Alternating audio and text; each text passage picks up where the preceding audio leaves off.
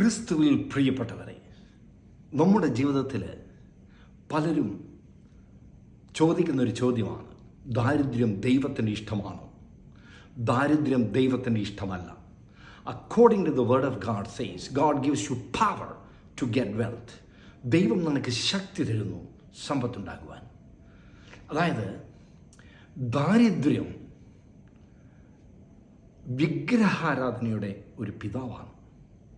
അല്ലെങ്കിൽ ഇങ്ങനെ പറയാം, ദാരിദ്ര്യത്തിൻ്റെ പിതാവാണ് വിഗ്രഹാരാധന. ഇത് രണ്ടും അങ്ങോട്ടും ഇങ്ങോട്ടും പറഞ്ഞു കഴിഞ്ഞാൽ ശരിയാണ്. അതായത് ബൈബിൾ വ്യക്തമായി കർത്താവ് പറയാണ്, കീപ്പ് അവേ ഫ്രം ഐഡൽസ്. ഒരു ഐഡൽ നിങ്ങളെ ഭവനങ്ങളിൽ വയ്ക്കുന്നത് തന്നെ തെറ്റാണ്, അക്കോർഡിംഗ് ടു ദ സ്ക്രിപ്ചർ.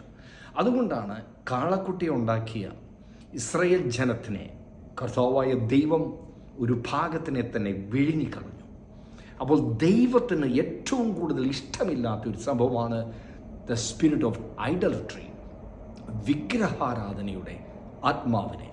അപ്പോൾ ഈ വിഗ്രഹാരാധന എവിടെയുണ്ടോ, വിഗ്രഹാരാധന ഏത് ഭൂമിയിലുണ്ടോ, ഏത് രാജ്യത്തുണ്ടോ, ആ രാജ്യം ദാരിദ്ര്യത്തിൻ്റെ നിറുകയാണ്.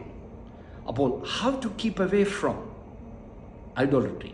That's what Bible says. Jesus said, worship my Father with a spirit and truth. പരിശുദ്ധാത്മാവിനാലും ദൈവവചനമെന്ന സത്യത്താലും നിങ്ങൾ ദൈവത്തെ ആരാധിക്കുകയാണ്. അപ്പോൾ we don't need any object to worship somebody who we have never seen it. That somebody is our Almighty God. He wanted to live inside of you, not outside of anybody.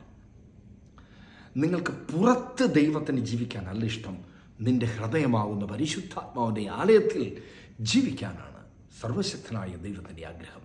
അതുകൊണ്ട് keep away from ഐഡോളട്രി, അതായത് വിഗ്രഹാരാധനയിൽ നിന്ന് നിങ്ങൾ വിട്ട് ഒഴിഞ്ഞു മാറുക.